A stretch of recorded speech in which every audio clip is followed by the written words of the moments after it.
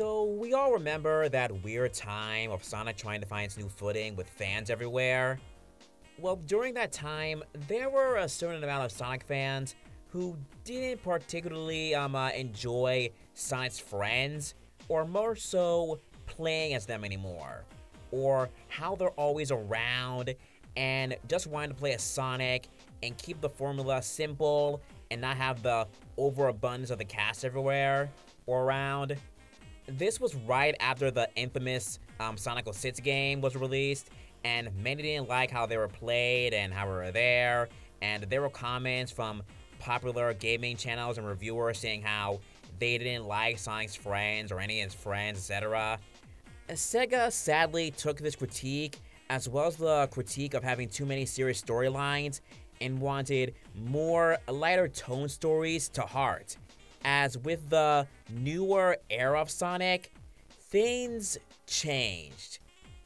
As we, the Sonic fans, all call it, the 2010s era.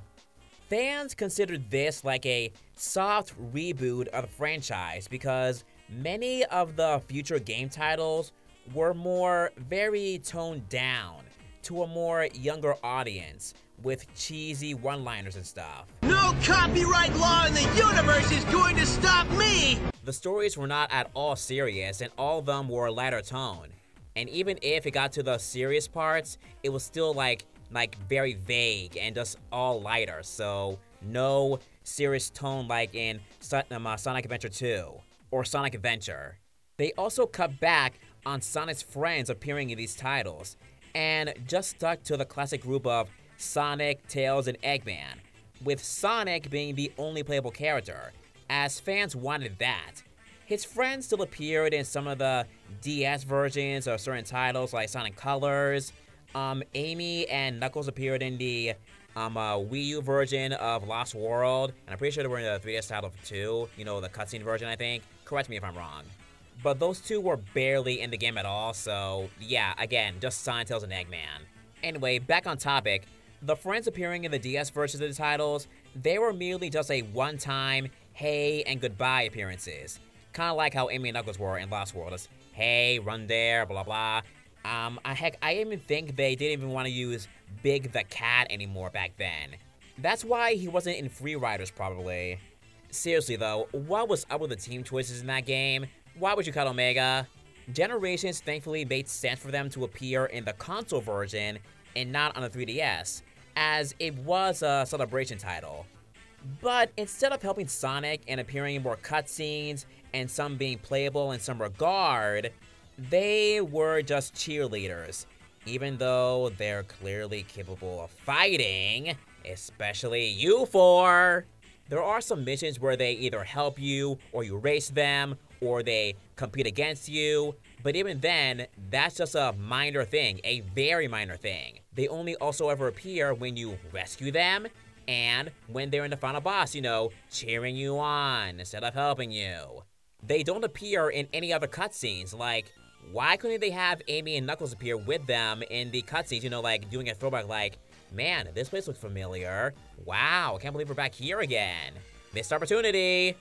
Now that I remember, there was even this one post about who would show up in one of the upcoming Sonic mobile games with many character names.